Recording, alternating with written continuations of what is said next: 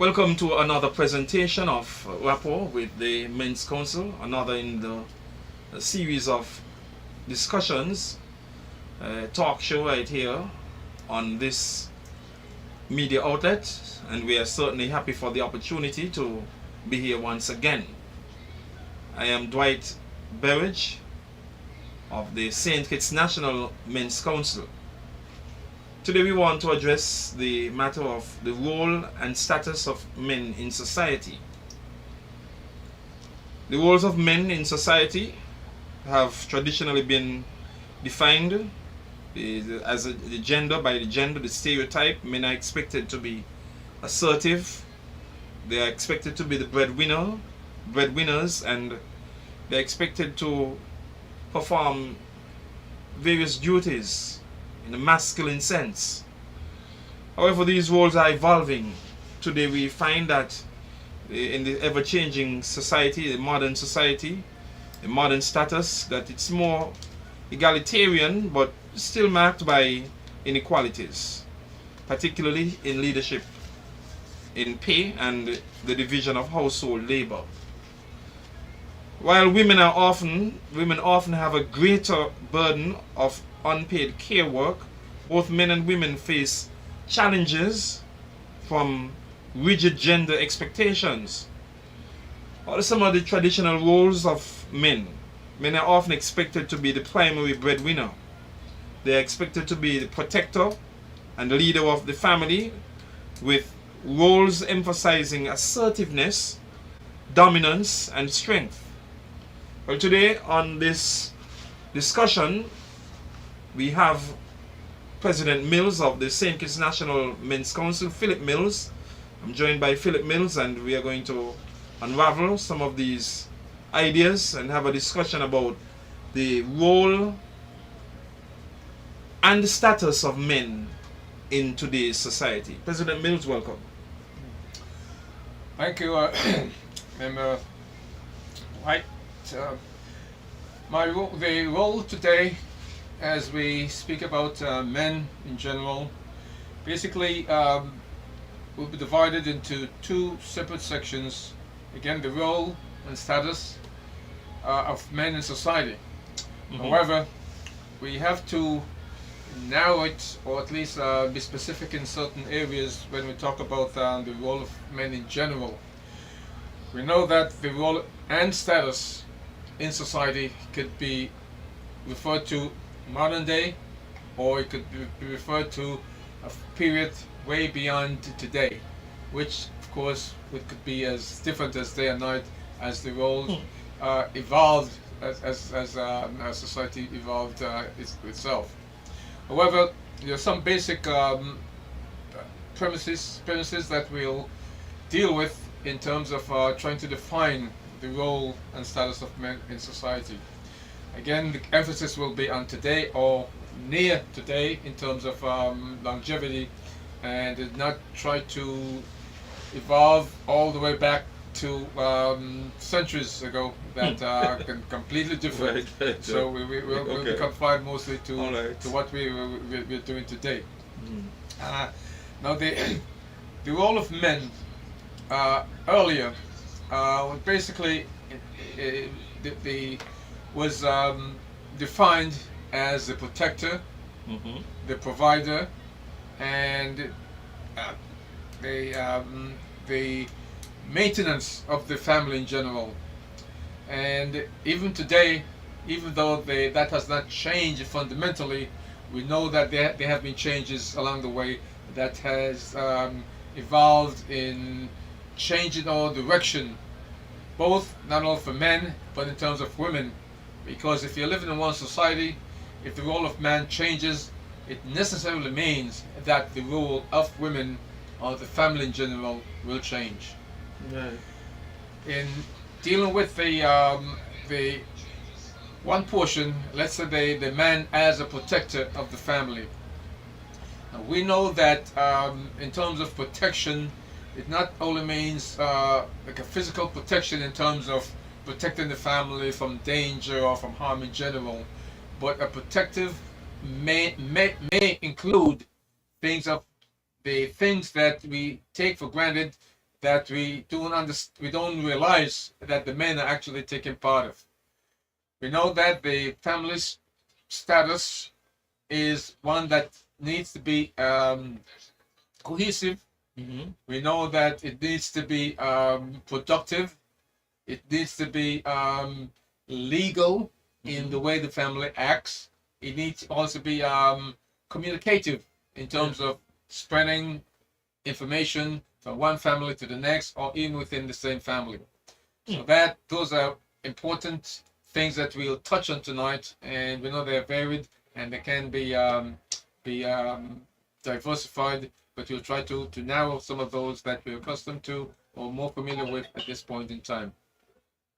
Well, President Mills, you mentioned that we're looking at it in the modern, the contemporary context, where men, where you say that the roles of men and women are changing. It's evolving, and way back then, you find that men are still expected to be protector and leader and so on, don't you think? Of the family. Definitely. But I know back in the day, back in the early, let's say the beginning, early 20th century, even the 19th century, you find that the women stayed at home and took care of the household duties, all the rearing the children and cooking and cleaning and all of that. The men were expected to go out and work, and they were the provider, bring home the money, and and take care of the financial needs, okay, of the family. But in our ever-changing society, President, you find that a lot of women are now working full time. They have an 8-hour job just like the man. What are your views on that? Is it that what you were hinting to when you spoke of the evolution, the change in society, where role of men and women have changed today? Okay, if we go back, let's say in the early years when we had world wars, Mm-hmm. and if we look at World War One and World War Two in particular, we know and understood that the men Mm-hmm. were the ones who were taken off to a different country, different land to fight for the country, which means that in some respect it left the women to take care of the family, to provide for the family, as the men were absent from their duties that they normally would have performed if they were at home. So if we look at the difference now, where you have as member Berridge said, that the men are more responsible for more day-to-day activities than before. Therefore, you have to try to evaluate the things that the men are now doing as perhaps extra duty added, since they're basically on the home front. And we know, of course, that one of the things that I guess the women were evolving also when the men were away from the families means that the women and the children in some respects also had to do double duty, not only from the women's point of view, but from the man's point of view. Since he was absent, the family had to survive. It had to be continuous. It had to be cohesive, and it had to survive by whatever means. The women therefore had to encounter certain aspects of labor that they didn't have to encounter before. Right. That over the years has made them stronger, has made them wiser, and made them more responsible, because now they're carrying a little more than the normal role that they did before. The traditional Role. So therefore, and with that comes sometimes controversy. Yeah. Because the men now would feel that their normal duties were being trodden upon slightly, if you will. If I And yeah. and sometimes I will. sometimes the way that's interpreted, that could mean that it could cause a little friction between the family. Right. And but on the reverse side, you would think if you have two people carrying more weight, it would help and elevate the family in a better way. But sometimes there is controversy. So it is so the evolving role and the status. There's a greater overlap. The traditional roles are increasingly overlapping with more women in the workforce and more men taking on caregiving duties. So some men have to actually do some babysitting or uh, take care of the children, ensure that their clothes are ironed, the meal is ready for them and all of that. In society the roles are changing, the ever evolving role and status of men. Um, do you think that men, what are your views on that? Do you think men should get involved in all these caregiving duties and all these home as in the traditional sense? Do you agree with that? Or should should it lie solely on the women? Well, in general, I guess we can agree that the more knowledge you have, the better. However, the knowledge of caring for and providing, let's say on the home front, will always be a plus for the women. Okay. I think we have to agree that there's some how homely duties that the women will do much better than the men. Okay. And if you have a cohesive family, I think the friction between the man and the woman would be lessened, because if the man is doing a particular job, let's say outside of the home, and the women basically staying in the home and doing some activity, then there should be no conflict. There shouldn't be. However, you find also as education, the knowledge expands, not only on the home front, but on society in general, that both the men and the women are going to be picking up more knowledge. And this knowledge is going to be translated into more activity on both sides. It may mean that the men will also have to adapt to doing a little more of the homely things that he didn't do before, because as the woman progresses educationally, her emphasis on what she needs in life and in family is going to expand, which means she is going to be spending less time in the home as she would have before. Right. There's going to be a give and take in terms of a little shift in terms of the homework is distributed. Now, again, this can sometimes cause friction, because if you have a stubborn man who decides that his wife should stay home and do certain things. I know people like that.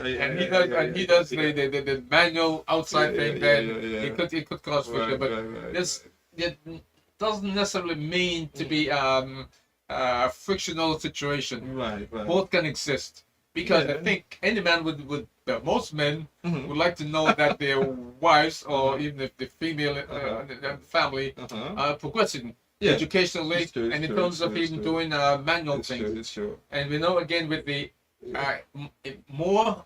But President Mill, sometimes when these the women or the wife is working now, and she has a higher academic achievement, she's gaining more money than her husband. Sometimes that can give her an attitude, the impression that oh, you can't talk to me, so remember I'm working for more than you, and I am. She doesn't want to complied with certain policies or whatever. Sometimes you become proud and decide, well, I'm in charge now. I work for more than you don't tell me nothing. Remember, I am working for more than you, and that is where I don't know if you're pointing to where the friction may come in, because the wife is advanced academically. She is in a better position to fend for herself, so to speak. And this, again, when you have a union, there always going to be some kind of variation in terms of the mentality, and which would normally create some friction. But the thing is, the friction should not be that toxic that it defies the progress that the family is trying to make. Because, in one sense, if male is working as a carpenter, as a tradesman, and he's making a specific amount of money, and his wife, let's say now she's picked up a little more education, and instead of doing just the home work, she has an outside job. Now this, in a way, economically should be a bonus for both men and women, and for the family in general. But as we know, sometimes that causes friction, because if the man is accustomed to being out doing the work and expects his wife to be home cooking and taking care of the kids, and now because she's working on the outside, even though she's producing some income in the family, he might still feel that his family is missing in certain respects. So sometimes there has to be a shift in understanding exactly how these roles are going to interact. And here we go deeper into the psychology of the family in general, for the man to understand what his wife is doing, and she to understand what he normally would expect her to do, and now her role is a little more expanded. So there's always going to be friction, but it doesn't have to be such a deep friction that it deteriorates the family to some extent. It's supposed to be a positive addition Working together, to bring the family better.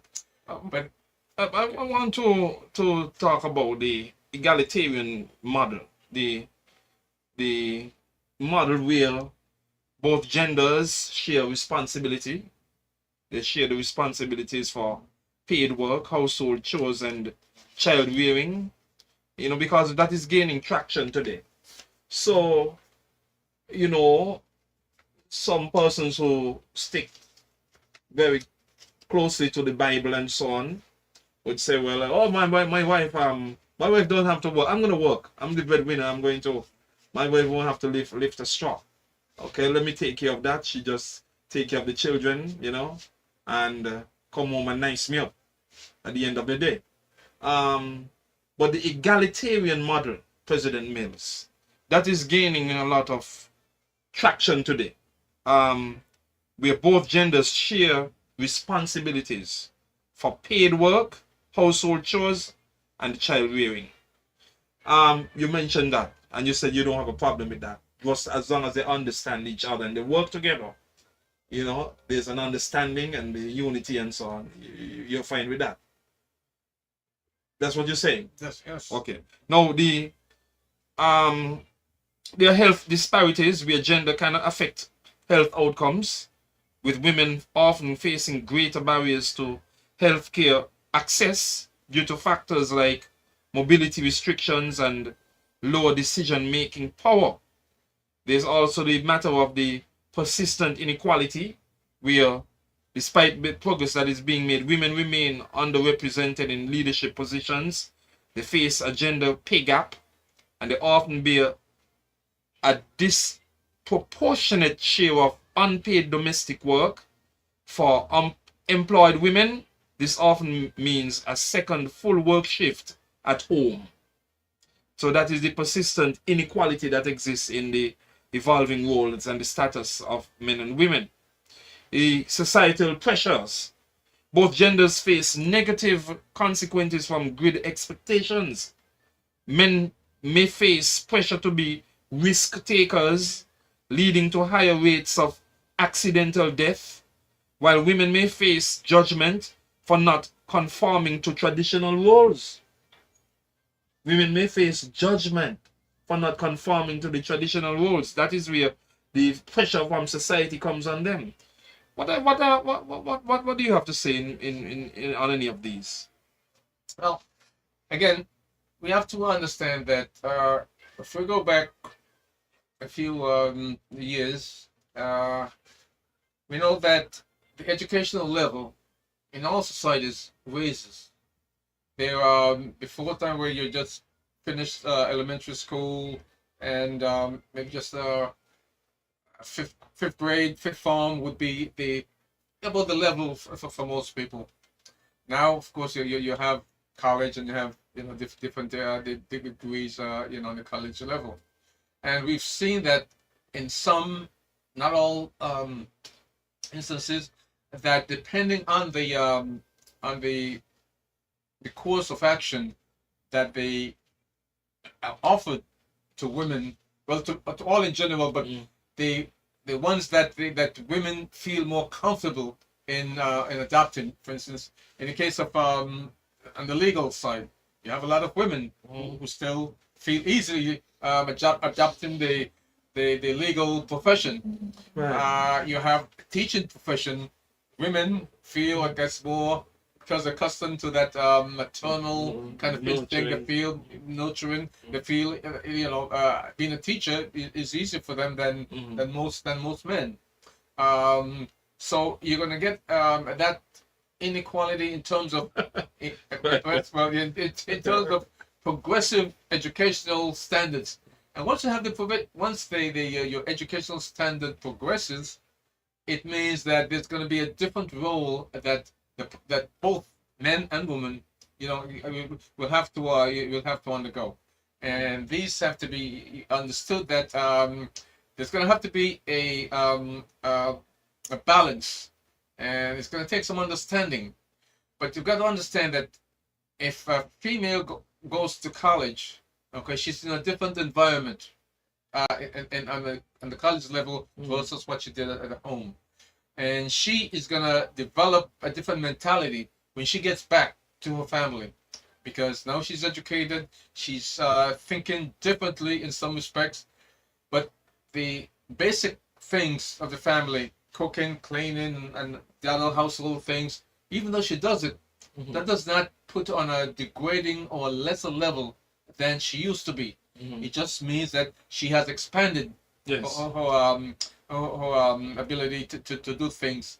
So the man, I think, has to understand that, and that sometimes creates the friction because he has been accustomed to the female wife, girlfriend, doing a certain amount of work and type of work, and now she's kind of upping the ante, and that can feel like he's been maybe withdrawing him from the need or the importance that he had in the family before. Right. So that's that, in a sense, even though it's good improvement for the family, it goes against the grain or against grain sometimes. Of some people may take it or interpret it differently, and if the female and the male are not going on the same educational level, then you have a bigger disparity, and that takes a little more of a psychological understanding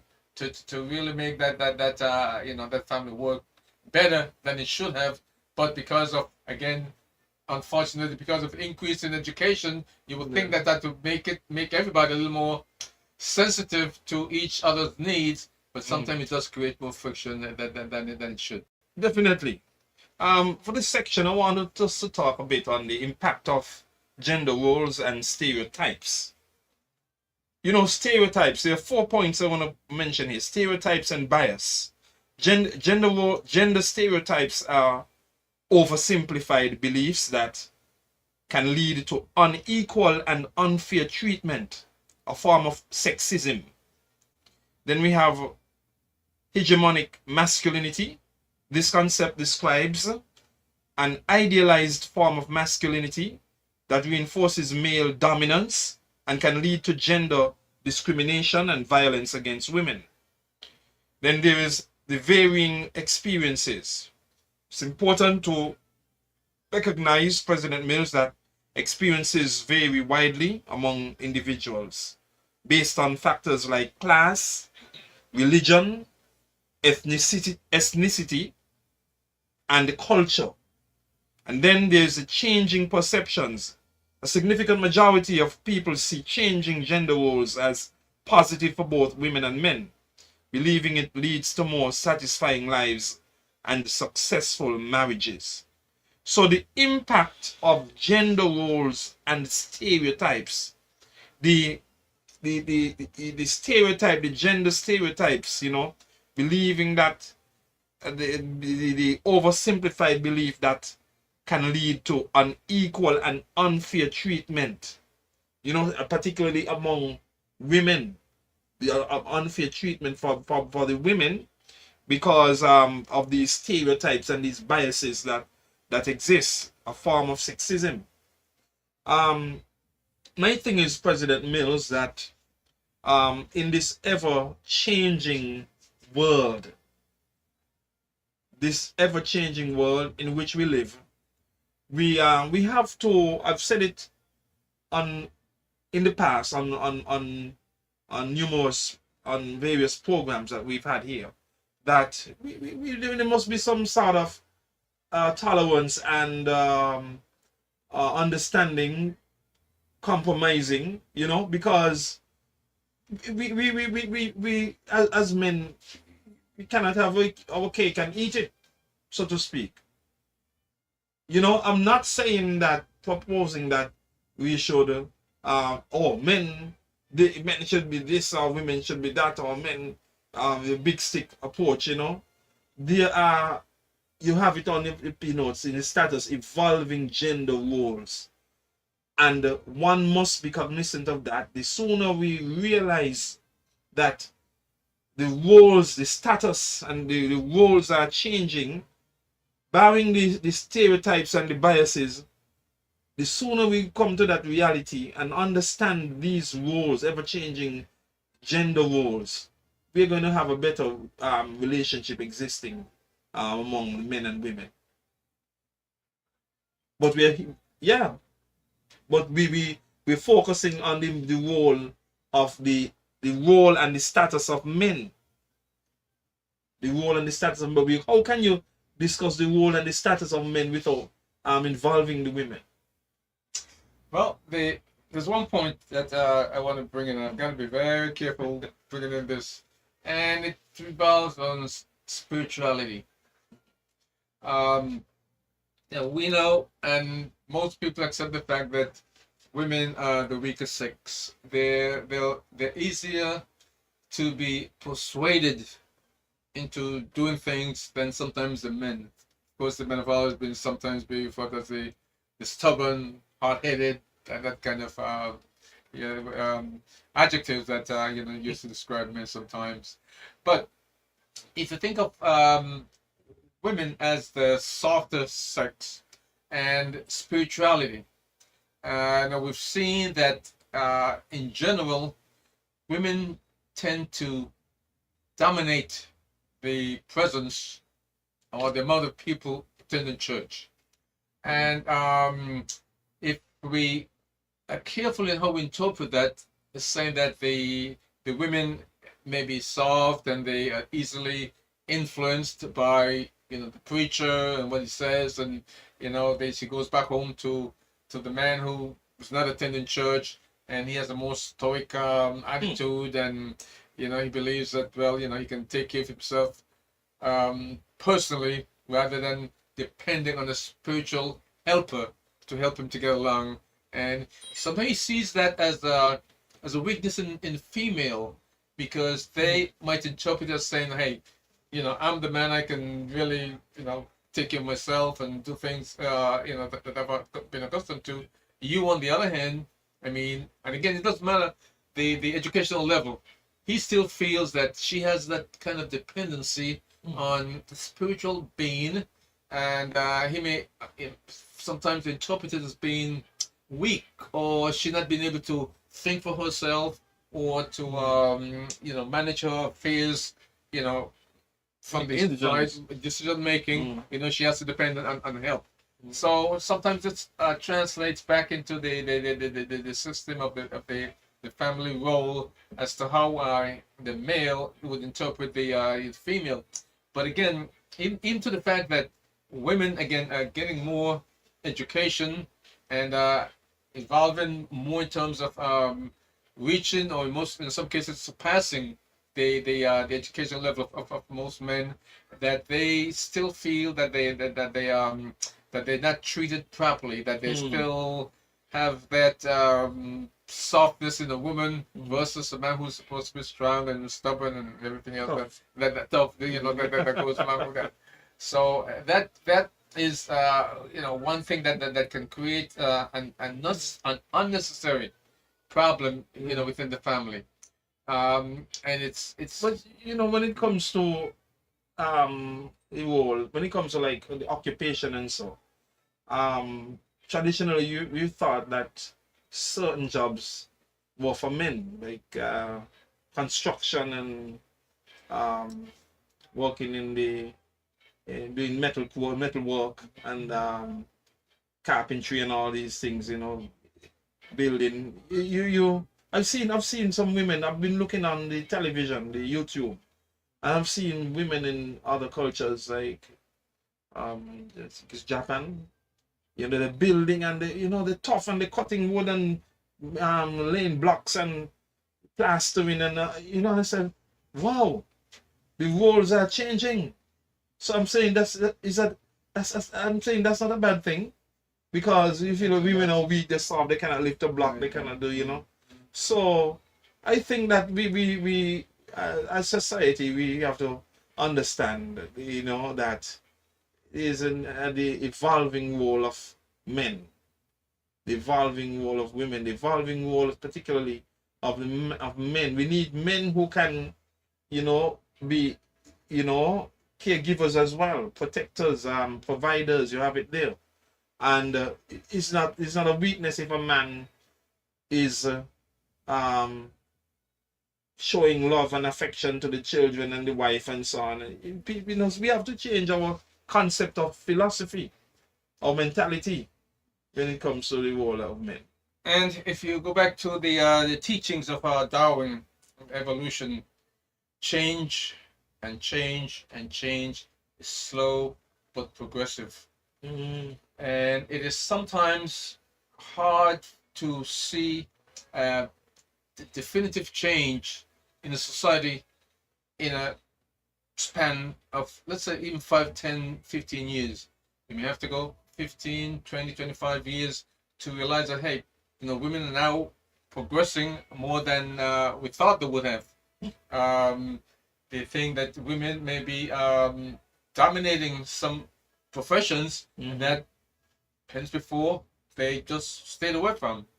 The thing that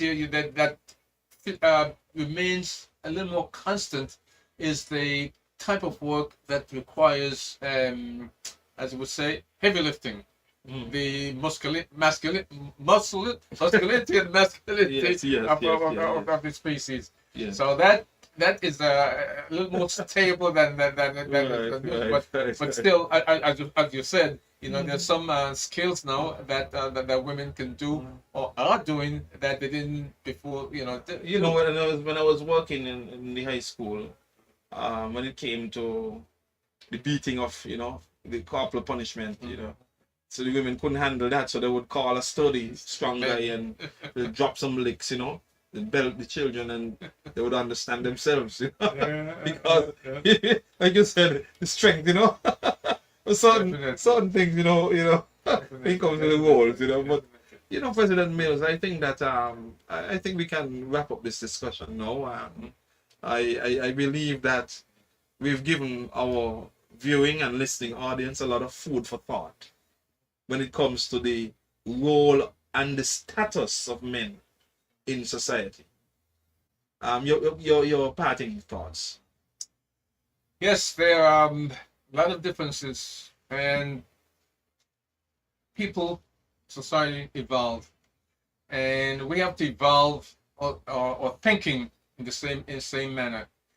They are We're not gonna get everybody agreeing at the same time as the society progresses, but I think if we have laws that can help us along the way to direct us, almost like force us to decide that hey, there are changes that are coming that we have to adapt. We can no longer go back to the old way that what things were. Again, we've seen or we talked about the progression, not only of men but of women, even more become more adept in socializing and professionalizing the things that they do. That has to be taken into consideration. It does prevent some kind of friction sometimes, and we just hope Naturally. we just hope that because most of this can be directed towards our leaders, we just so whether male or female, we just hope that at least they would take this into consideration and make sure that the women are not marginalized, Yeah. or the men are being just left behind, and the more emphasis is given to the female. So there has to be a balance, Yes, and yes. it has to come from people who can or who in general manage our lives, by the laws that are made. So this is again because also you have I think you can see in most cases an increase of female in the decision making sphere, that hopefully with that kind of mix, hopefully they both the male and the female can see an increase, a cordial increase, and a progressive increase. Right. And again, the main thing is the society as a whole would benefit. Benefit. Definitely. And I think that on that note, we can bring our discussion to an end. Certainly, we want to encourage men to continue to be protectors, providers, leaders, in society. Men, be strong, be firm, be fair, be friendly. And in the religious matters, spiritual context, be the leader. Okay, so we encourage all the men to continue to do their best to ensure that our society, as President Mills says, advances the improvement, the betterment of society. Stronger families, stronger men, stronger families, and stronger communities. Once again, we want to thank you for viewing. We want to thank you for listening. This has been a discussion by the St. Kitts National Men's Council. We meet every first Wednesday of the month. Each month, every Wednesday, the first Wednesday of every month, at the Halliday Smith Primary School at 5 p.m. And we extend an invitation to you to be part of the gathering.